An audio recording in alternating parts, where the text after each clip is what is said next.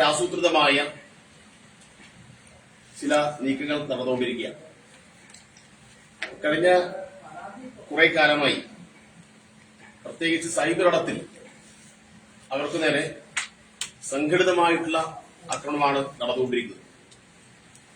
കഴിഞ്ഞ ദിവസം ഉണ്ടായ ഒരു സംഭവത്തെ മുൻനിർത്തിയാണ് വീണ്ടും അത്തരം കാര്യങ്ങൾ പൂർവാധികം ശക്തിയോടുകൂടി നടത്തിക്കൊണ്ടിരിക്കുന്നു. ഇപ്പോ ഉയർന്നു വന്ന ഒരു പ്രശ്നം, അവര് യാത്ര ചെയ്യുന്ന സമയത്ത് അവരുടെ വാഹനത്തെ അപകടകരമായ നിലയിൽ മറികടക്കാൻ ശ്രമിച്ച ഒരു KSRTC ഡ്രൈവറുമായി ഒരു ചോദ്യം ചെയ്യലും അതുമായി ബന്ധപ്പെട്ട പ്രശ്നവും ഉണ്ടായി. യഥാർത്ഥത്തിൽ ഇവരുടെ വാഹനത്തെ ഇവർക്ക് അപകടം വരുന്ന രൂപത്തിൽ മറികടന്നപ്പോ സ്വാഭാവികമായിട്ടുണ്ടായ ഒരു ചോദ്യം ചെയ്യലാണ്. അത് ചോദ്യം ചെയ്തത് ആര്യാണ് എന്നതുകൊണ്ട്, എന്നാൽ പിന്നെ ഇത് തന്നെ കിട്ടിയ അവസരം എന്ന് കണ്ട് അതിനെ മുൻനിർത്തിയിട്ട് ഊഹാപോഹങ്ങളും അതിനെ മുൻനിർത്തിയിട്ട് വ്യാപകമായിട്ടുള്ള സൈബർ അറ്റാക്കും നടത്തിക്കൊണ്ടിരിക്കുകയാണ്. അവിടെ ആര്യ പ്രത്യേകിച്ചൊരു തെറ്റും ചെയ്തിട്ടില്ല. ആര്യയോടാണ് വളരെ മോശമായ നിലയിൽ ആ KSRTC ഡ്രൈവർ പെരുമാറിയത്.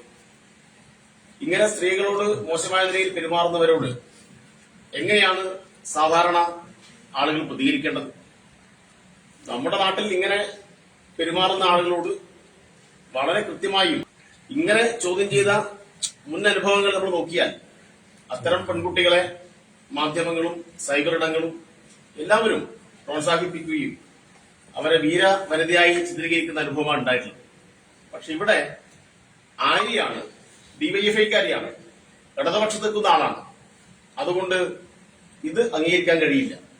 അവിടെ എന്തോ ഒരു വലിയ അധികാര പ്രയോഗം ഉണ്ടായിട്ടുണ്ട് എന്നൊക്കെയാണ് പറയുന്നത്. എല്ലാ ദിവസവും ആര്യ ഇങ്ങനെ പോകുന്ന വഴിയിൽ ഡ്രൈവറെ തടഞ്ഞു നിർത്തി ചോദ്യം ചെയ്ത് പ്രശ്നമുണ്ടാക്കുന്ന അനുഭവത്തില്ലല്ലോ.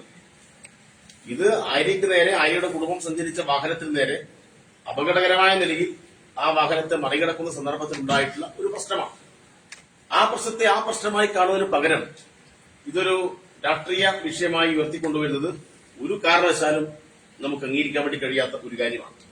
അതുകൊണ്ട് ആര്യക്കെതിരായി നടന്നുകൊണ്ടിരിക്കുന്ന ഈ സൈബർ ഇടത്തെ ആക്രമണത്തെയും രാഷ്ട്രീയമായി നടന്നുകൊണ്ടിരിക്കുന്ന ഈ നീക്കത്തെയും ശക്തമായി DYFI കൈകാര്യം ചെയ്യും. DYFI ഈ കാര്യത്തിനകത്ത് തുടർന്നുള്ള നിയമപരമായിട്ടുള്ള ഇടപെടലും ജനങ്ങളെ അണിനിരത്തിയുള്ള ഇടപെടലും നടത്തും എന്നാണ് ഇവിടെ പറയാനുള്ളത്.